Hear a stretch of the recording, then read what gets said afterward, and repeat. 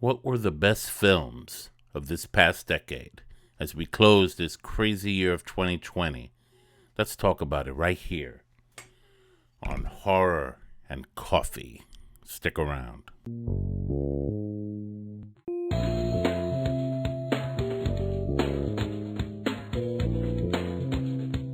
If you like what you see here, please consider subscribing. Tap on that bell for future notifications for future Horror and Coffee content. It is the close of 2020, a crazy year, a year of COVID, a year of racial injustice, a year of a lot of crazy crap. Frankly, I don't know about you all, but I've had it. It was even a crazy year from the movie theater industry. Movie theaters shut down for quite a bit. And they're still, for the most part, shut down. I mean, those that are open are struggling. As a result, we didn't get to see a lot of horror movies this year. You know, there's some that did make it out, but not enough to do a best 10 horror movies of 2020. So, I had to troubleshoot this and just say, well, you know what? At least we had a good decade from 2010 to 2020. So, right here, on Horror and Coffee, I would like to, before the clock strikes 12 on December 31st, talk about the best 10 horror movies in no particular order, well, except maybe for the first one. Right here. Let's check them out. Number 10, Suspiria, a remake from the original 1977 classic, filled with the same tone and feel as the original, but bringing it to the audiences of today. Dakota Johnson was amazing in this film. Okay, her rendition of the original character from the 1977 film was spot on. And not only was it spot on, she brought a new element of horror, of evil. Dancer who wants to pursue a dance career gets recruited by a coven of witches in a dance school in Germany. And before you know it, is it Germany? I think it's Germany. And before you know it, you know, the secrets begin to unlock and unravel. And apparently, Dakota Johnson, her character has a destiny in this school. I loved the movie. It was dark, it was foreboding. It had the same feel as the original, but with a modern edge to it that made it so tantalizing. And it's definitely a part of my library. Annabelle Creation, a prequel to the Conjuring universe, reveals to us the beginning of the Annabelle doll and how it eventually became a conduit for the demonic. There have been about 3 or 4, I've lost track, movies about the Annabelle doll, but out of all of them, this one is my top favorite. Annabelle Creation. We see the origin of the doll, how it came about, how far back it goes before the Warrens got their hands on it and trapped it securely in the Warren Museum. Really served as a very scary possibility of what happens when you ask for the wrong things.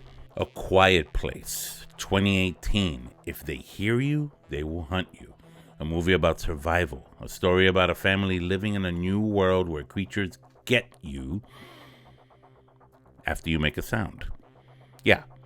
They can't see for Jack, but they can hear you. They have this supersonic hearing. And what this family does is has John Krasinski, who also directed it, and Emily Blunt as the mother, trying to protect their children, trying to protect their family in this post-apocalyptic and, you know, alien invasion. They came apparently from outer space. These creatures have pretty much wiped out a majority of humanity because we're a noisy species. The suspense was intense, and it left me at the edge of my seat personally. And I thought it was an awesome film, definitely a keeper for the 2010s or 20-teens. Host came out in 2020, a rare 1-hour-long fright fest in the midst of the pandemic. A group of friends consult a telepath on a Zoom chat, and it turns out they conjured up the wrong kind of spirit. This was happening during the pandemic. They shot this during the pandemic. I had to throw it in here because it did make me jump. There were scares in this.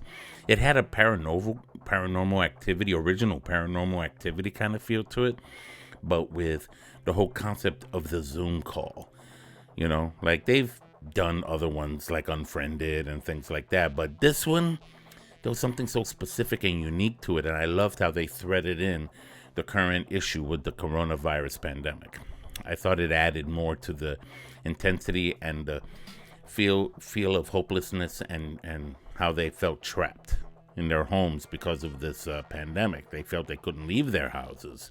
So the spirits, the evil spirits that were conjured in the Zoom seance, took quite a big advantage of that. I really, it was definitely a scare for me. It, 2017, modern day adaptation from the Stephen King classic, where a group of young kids are faced with the real dark reasons for the disappearances of children happening in their town every 28 years. Now, we all know the story of Pennywise the Clown.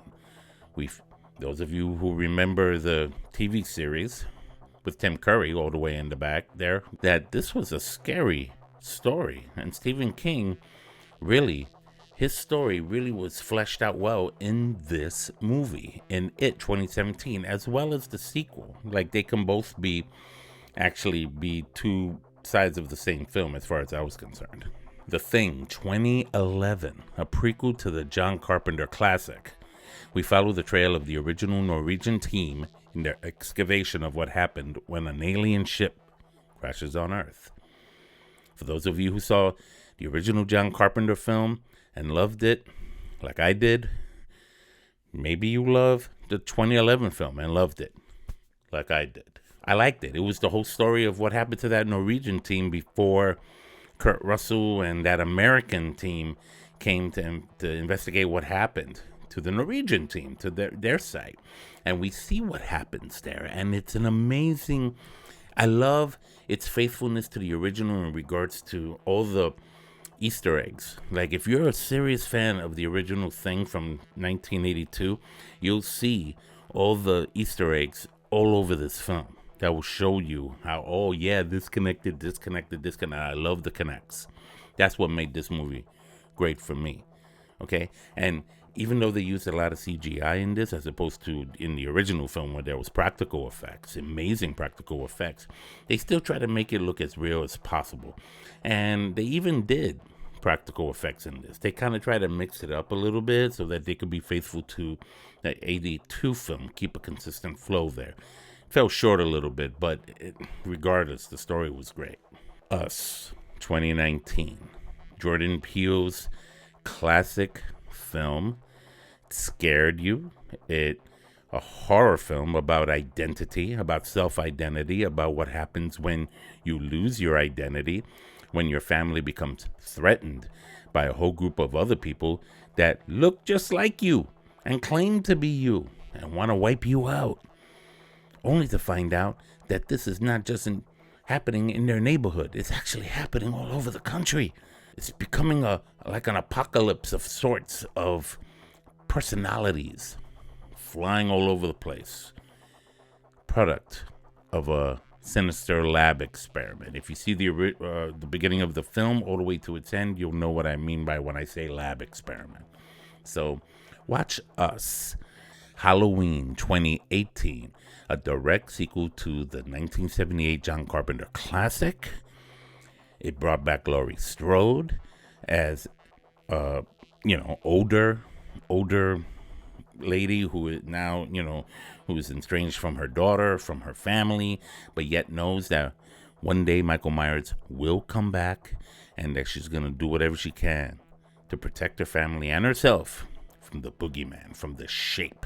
And in this film, that's exactly what happens.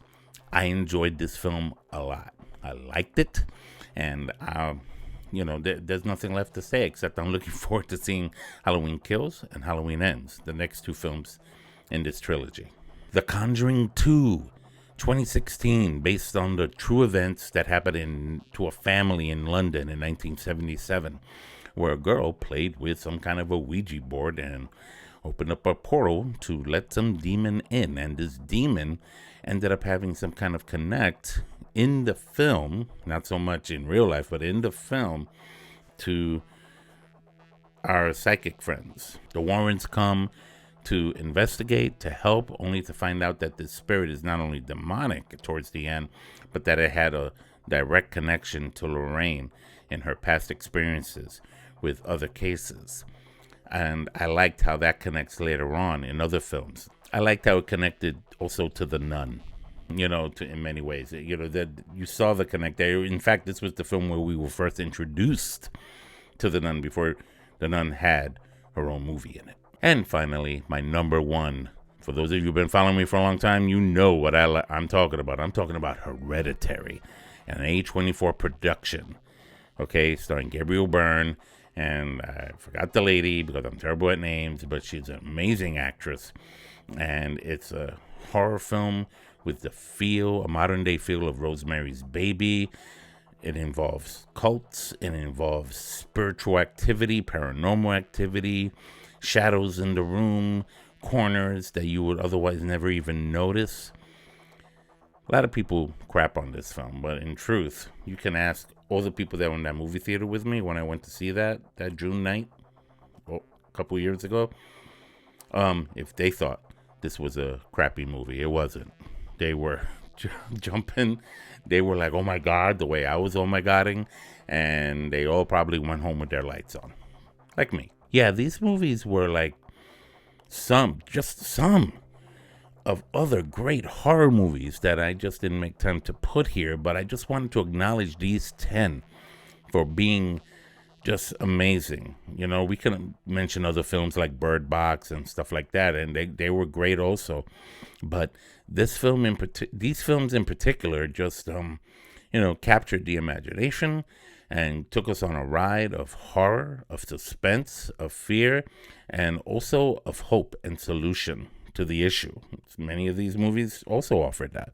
With everything that's going on right now, hey, maybe we can take a little bit of advice from some of these movies and try to move forward with hope as we enter the new year 2021. May it be a better year, please. Okay, no more masks, no more sickness. Well, at least no more coronavirus, right? No more of that craziness, and no more racial injustice. Let's also bring that curve down too while we're at it, huh? I hope you enjoyed this show. Those were my top 10. What are your top 10? Did you consider any of those films part of your top 10? Talk to me, comment below, and share with me what you think of what I thought were the top 10 films of the past decade as we enter technically the third full decade of the 21st century, with more horror movies, more stories to tell. Let's see what happens next. On behalf of Horror and Coffee, Ralph, may you have a happy, blessed, peaceful, healthy new year. Horror and Coffee. Till then, till next time, take care.